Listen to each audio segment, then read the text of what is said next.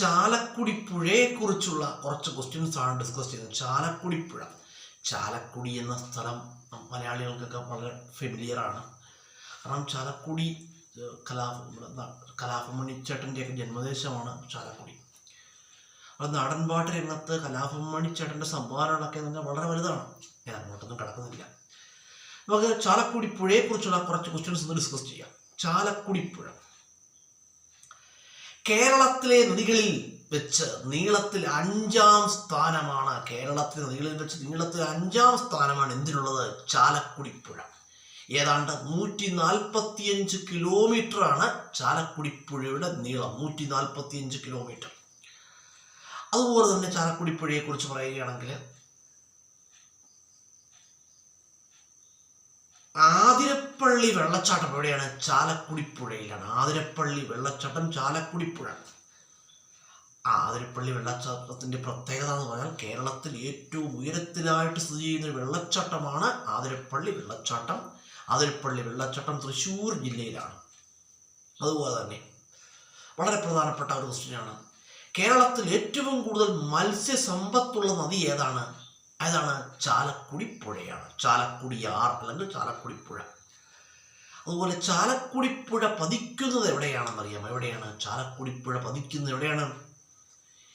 പെരിയാർ. എവിടെയാണ്? പെരിയാറാണ്. അതുപോലെ തന്നെ എറണാകുളം, തൃശ്ശൂർ ജില്ലകളിലൂടെ ഒഴുകുന്ന നദിയാണ് ചാലക്കുടിയാർ. എറണാകുളം, തൃശ്ശൂർ ജില്ലകളിലൂടെ ഒഴുകുന്ന നദിയാണ് ചാലക്കുടിയാർ. അതുപോലെ തന്നെ പെരിയാർ എന്ന് പറഞ്ഞു.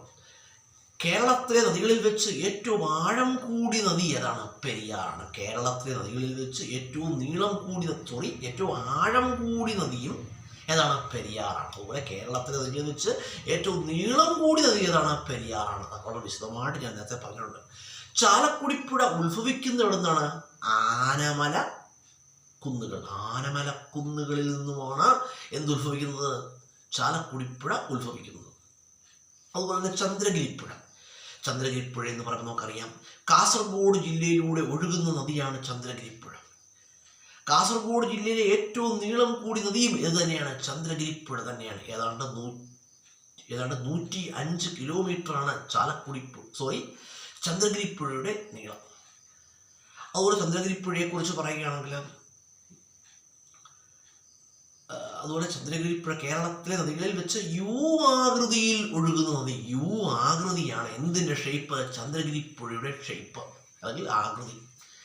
ചന്ദ്രഗിരി പുഴ എവിടെ പതിക്കുന്നു എന്ന് ചോദിച്ചാൽ എവിടെയാണ്? അറബിക്കടലിൽ പതിക്കുകയാണ്. നമ്മൾ പറഞ്ഞു കാസർഗോഡ് എന്ന് പറഞ്ഞു. കാസർഗോഡ് ജില്ലയിലെ ഏറ്റവും നീളം കൂടിയ നദിയാണ് ഇത് ചന്ദ്രഗിരി പുഴ. ചന്ദ്രഗിരി പുഴ ഒഴുകുന്ന ജില്ലയും ഏത് തന്നെയാണ്? കാസർഗോഡ് ജില്ല തന്നെയാണ്. അതുപോലെ ഓർമ്മിച്ചോണം, വളരെ പ്രധാനപ്പെട്ട പ്രശ്നമാണ്. ഇനി കരമനയാർ എന്ന് പറയുമ്പോൾ നമുക്കറിയാം കരമനയാറിൻ്റെ നീളം 68 കിലോമീറ്ററാണ്. 68 കിലോമീറ്ററാണ് കരമനയാറിൻ്റെ നീളം. കരമനയാർ എന്ന് പറയുമ്പോൾ അതുപോലെ തിരുവനന്തപുരം നഗരം സ്ഥിതി ചെയ്യുന്ന എവിടെയാണ്? കരമനയാറിൻ്റെ തീരത്താണ്. തിരുവനന്തപുരം നഗരം സ്ഥിതി ചെയ്യുന്നത് കരമനയാറിൻ്റെ തീരത്താണ്. കരമനയാർ ഒഴുകുന്ന ജില്ല ഏതാണെന്ന് ചോദിച്ചാലും ഏത് തന്നെയാണ്? തിരുവനന്തപുരമാണ്. അതുപോലെ അരുവിക്കര ഡാം എവിടെ സ്ഥിതി ചെയ്യുന്നു? കരമനയാർ, തിരുവനന്തപുരം ജില്ല. കരമനയാറിലാണ്, തിരുവനന്തപുരം ജില്ലയിലാണ്. പേപ്പാറ വന്യജീവി സങ്കേതത്തിലൂടെ ഒഴുകുന്ന നദി ഏതാണ്? പേപ്പാറ വന്യജീവി സങ്കേതത്തിലൂടെ ഒഴുകുന്ന നദി ഏതാണ്? കരമനയാറാണ്. കരമനയാറാണ്. കരമനയാർ എവിടെ പതിക്കുന്നു? കരമനയാർ പതിക്കുന്നു നമുക്കറിയാം. എവിടെയാണ്? അറബിക്കടലിലാണ്. എവിടെയാണ്? അറബിക്കടൽ.